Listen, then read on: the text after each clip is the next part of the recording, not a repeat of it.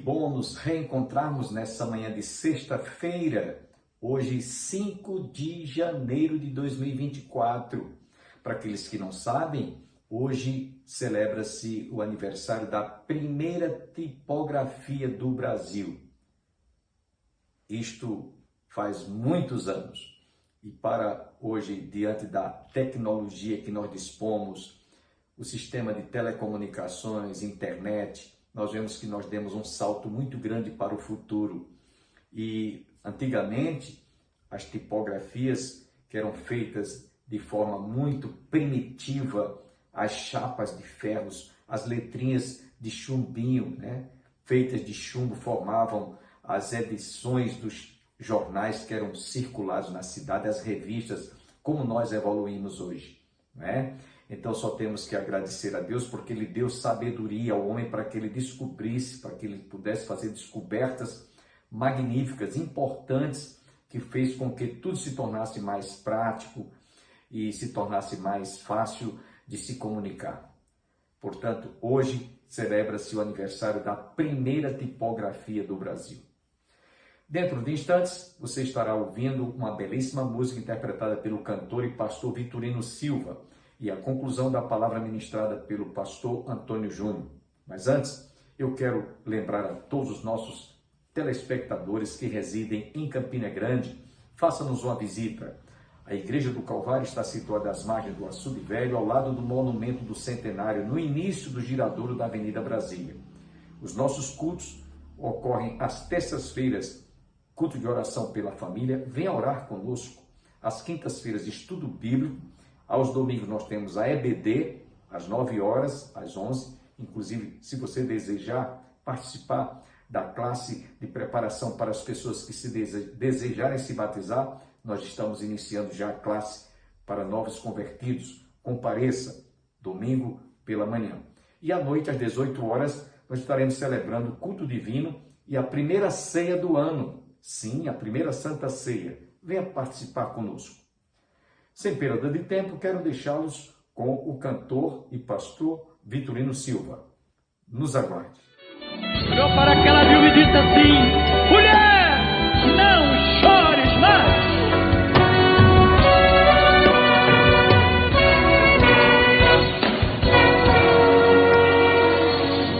Há uma alegria em minha alma, por isso eu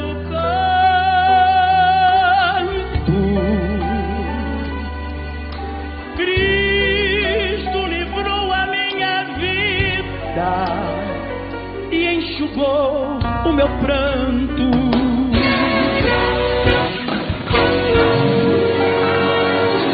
Hoje a minha alma agradece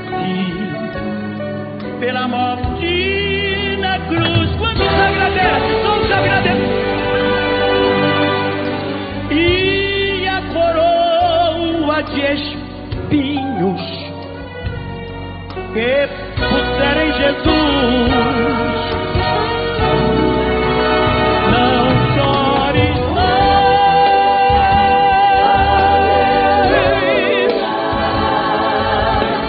não chores mais,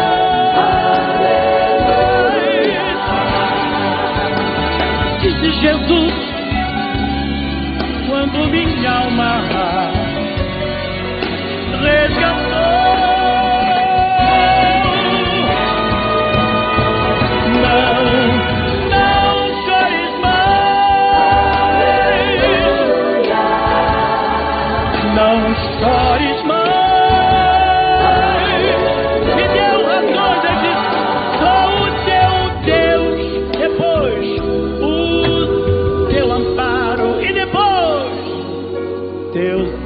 Baixeira, caramba, mamagaram, mexeu.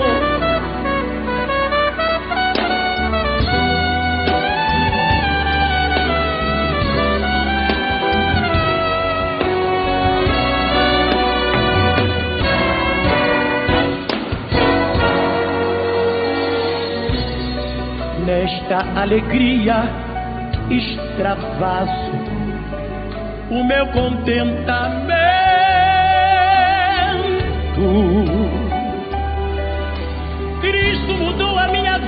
aleluia, tirou a minha vida do inferno, do eterno tormento.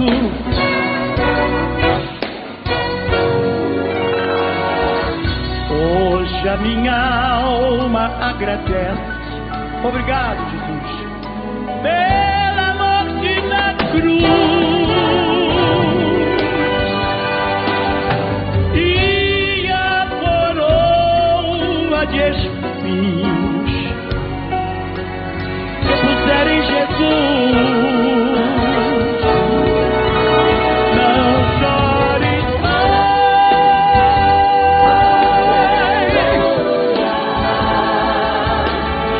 Não chores mais,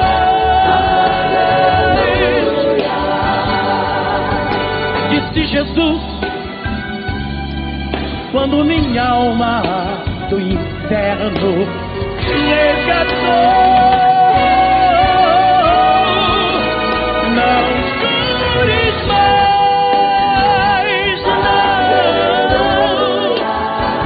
não chores mais.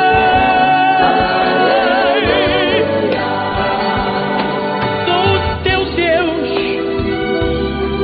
o teu amparo, o teu amparo. Não chores mais. Sou o teu Deus,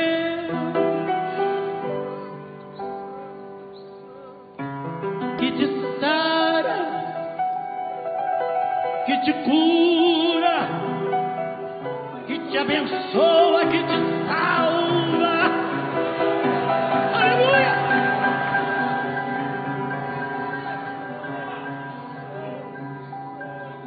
O teu amparo,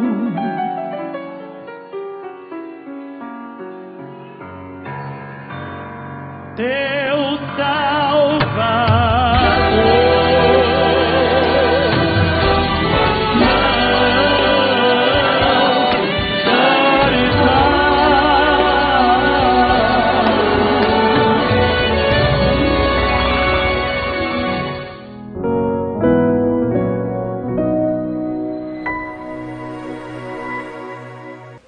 O emocionalismo como autoridade.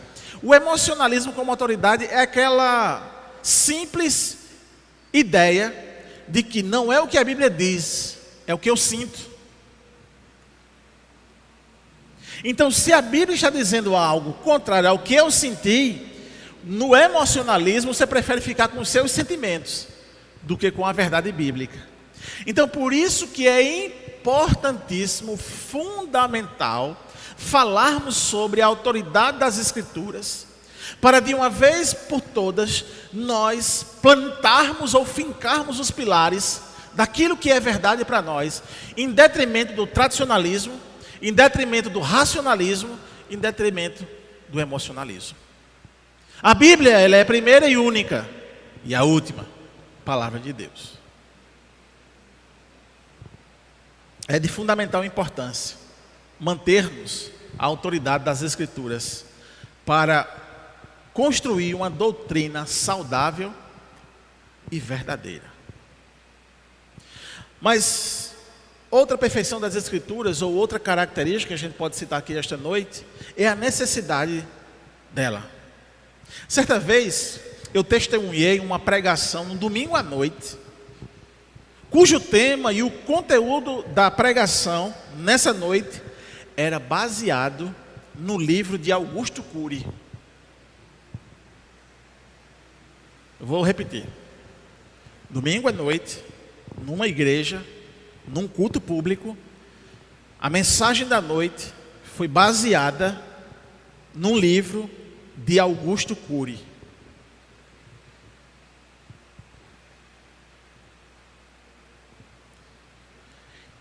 Inocentemente, a igreja recebia aquele conteúdo secular por respeito e consideração ao líder, ao pastor. Haja vista, somos levados a essa consideração ao pastor da igreja. Mas essa ilustração, presta atenção, irmãos, essa ilustração não é para trazer algum demérito ao pastor. Não é esse o meu objetivo. até porque o mesmo foi uma bênção. Mas é algo para se pensar seriamente quanto nós necessitamos, e há uma necessidade de fato das Escrituras. Se o conteúdo da mensagem não é bíblico, mas secular, isso quer dizer que a Bíblia não é necessária para o provimento de alimento ao rebanho, e que eu posso alimentar o rebanho com lixo, com esgoto ou com outra porcaria qualquer. Essa característica, essa perfeição de que a Bíblia é necessária, faz-nos entender que eu não posso colocar outro conteúdo para alimentar o rebanho, porque qualquer outro conteúdo eu adjetivo aqui como lixo, como esgoto, que mata. É o puro veneno. O texto clássico, aqui já lido em outros estudos, Timóteo, 2 Timóteo capítulo 3, verso 16, é a máxima dessa necessidade das Escrituras, porque Paulo vai dizer para Timóteo que ela é útil. Ela é útil para corrigir, para redarguir, para instruir, para repreender. Ou seja, Paulo está dizendo a Timóteo que essa palavra, além de ser inspiração divina, ela tem uma utilidade, ela é necessária para a igreja. Então fica muito claro que a palavra do Espírito Santo falada ao coração do povo de Deus não foi revogada para que outra coisa a substituísse. Ou seja, naquela noite não houve culto, houve uma palestra motivacional para a igreja.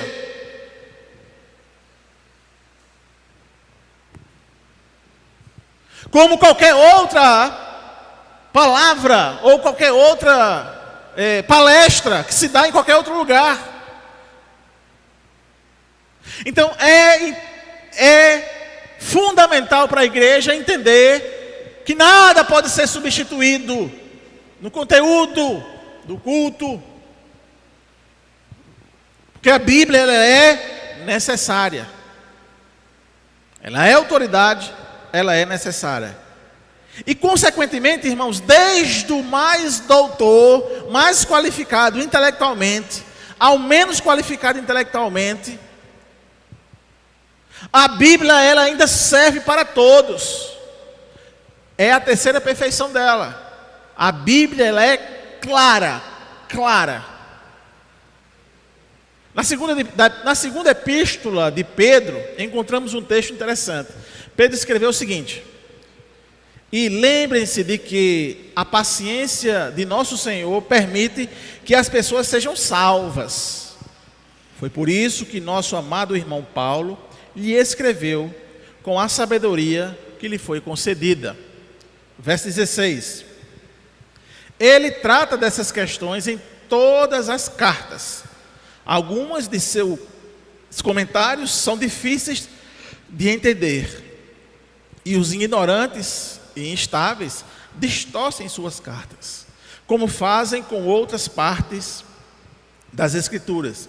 Como resultado, eles próprios serão destruídos.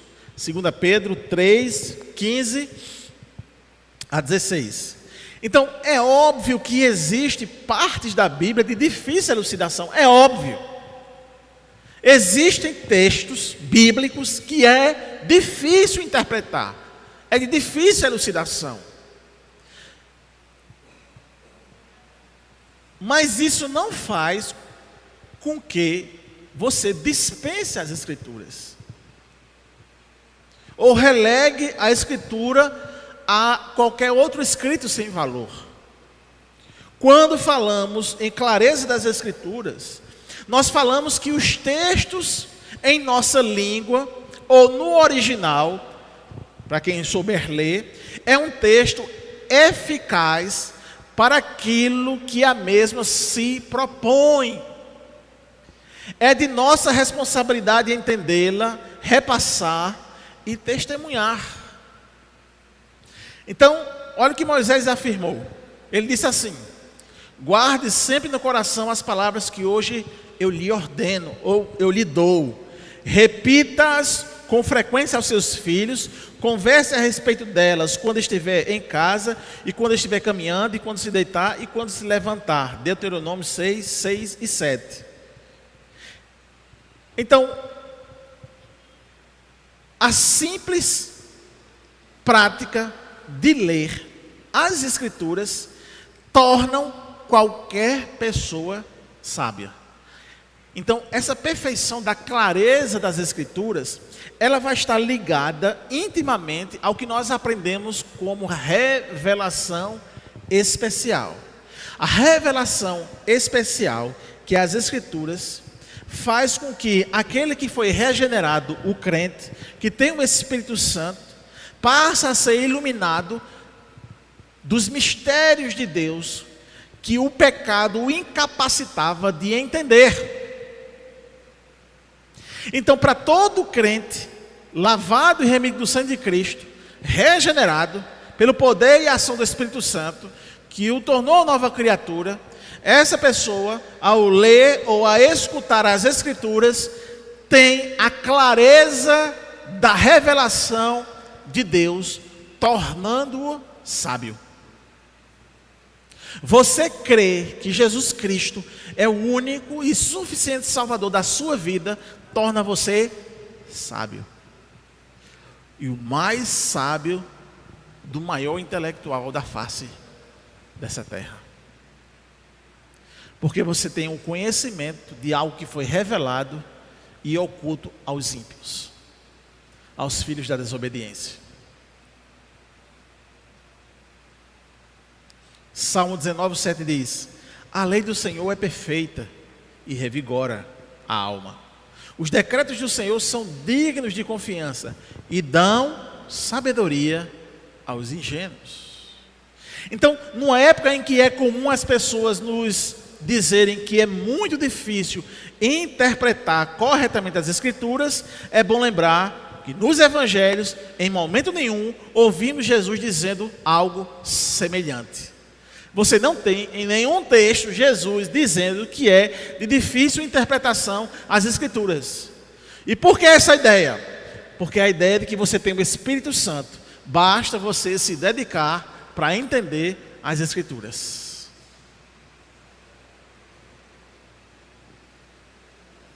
Amém? E quanto mais você é exposto às Escrituras, mais você aprende as Escrituras. Isso é uma lógica, claro.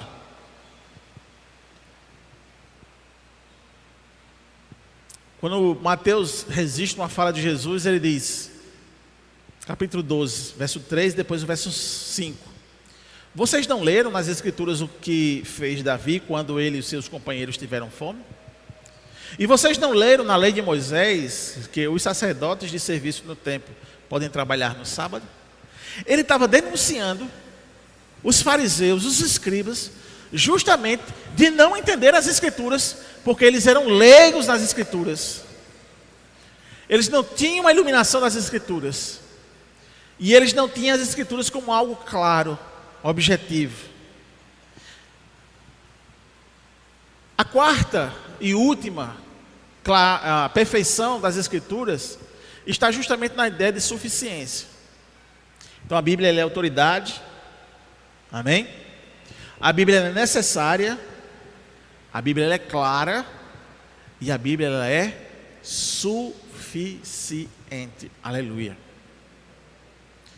Paulo disse a Timóteo no versículo 15 da segunda carta, no capítulo 3: desde a infância lhe foram ensinadas as sagradas Escrituras, que lhe deram sabedoria para receber a salvação que vem pela fé em Cristo Jesus. Paulo deixa muito claro que nós alcançamos salvação em Cristo Jesus pelas Escrituras sagradas que foram ensinadas. Aquilo que precisamos, que necessitamos para saber da verdade, ter a certeza que Deus falou e revelou-se a nós, é a ideia que a Bíblia é suficiente para isso. Tiago capítulo 1, verso 18.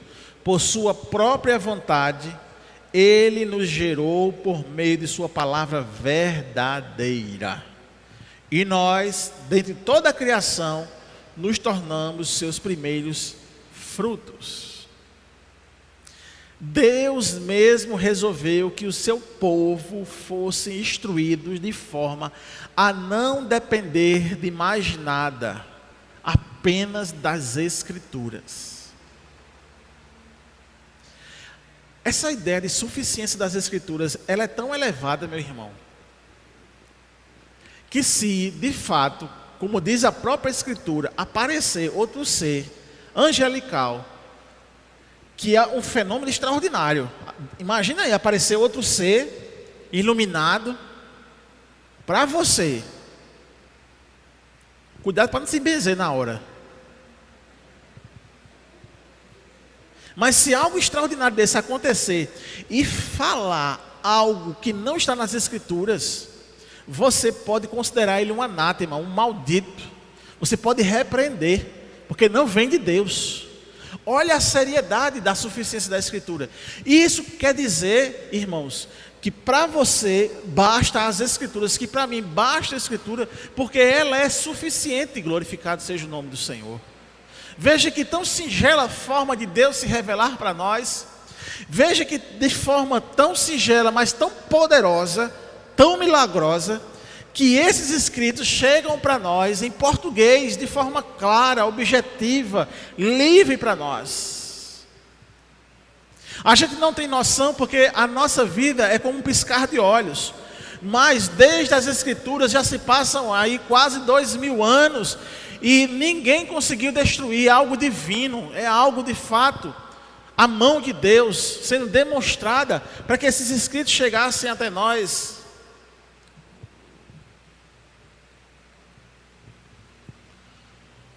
Deus mesmo revelou ao seu povo, ou melhor, Ele resolveu que o seu povo fosse instruído de forma a não depender de mais nada. Foi através das Escrituras que descobrimos em que situação nós encontrávamos. Foi através das Escrituras que nós descobrimos quem foi que criou tudo. Foi através das Escrituras que descobrimos qual era o nosso estado. Era um estado de pecado, um estado pecaminoso. E como Deus resolveu nos redimir. E aí Pedro, escrevendo na sua carta, no capítulo 1, verso 23, ele diz: pois vocês nasceram de novo, não para uma vida que pode ser destruída, mas para uma vida que durará para sempre, porque vem da eterna e viva palavra de Deus. Então, através da suficiência das Escrituras, deveríamos buscar a vontade de Deus para as nossas vidas, alinhar o nosso pensamento ao pensamento de Deus. E aí nós poderemos viver o versículo 30 do capítulo 12 do Evangelho de Marcos. Ame o Senhor, seu Deus, de todo o seu coração, de toda a sua alma, de toda a sua mente e de todas as suas forças. É das Escrituras que nós extraímos essa máxima. Só vamos amar a Deus se a Bíblia for autoridade na sua vida, se ela for necessária na sua vida, se ela for clara, objetiva, reveladora, e se ela for suficiente.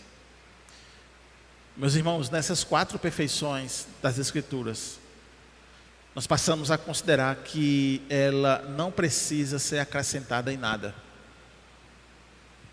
Não precisa mais de um anjo de luz dizer que precisa ser reformulada, reescrita ou alterada. Aquilo que precisamos saber, Deus foi muito claro e nos ensinou por aquilo que os profetas e os apóstolos escreveram, e de forma tão poderosa chegou em nossas mãos.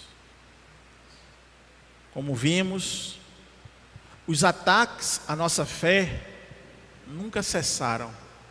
Pelo contrário, hoje, até a própria Bíblia está sendo modificada para se adequar às novas tendências da safadeza.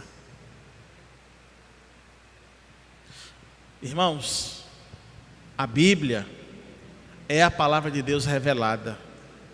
E tudo aquilo que precisamos foi revelado pelos escritos sagrados. Não necessitamos de absolutamente mais nada para poder compreender a divindade e o seu plano redentivo. Então, na Bíblia, temos todas as palavras de Deus que precisamos para a salvação, para que de maneira perfeita nele possamos confiar e a ele obedecer.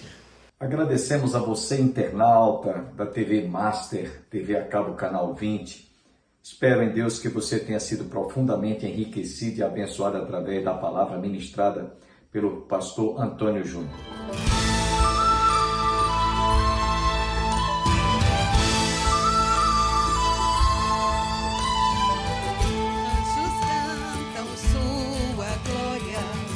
Lá nos céus podemos ver, proclamando a linda história que o Messias já nasceu. Adoremos, adoremos, adoremos ao Senhor. Adoremos, adoremos, já chegou o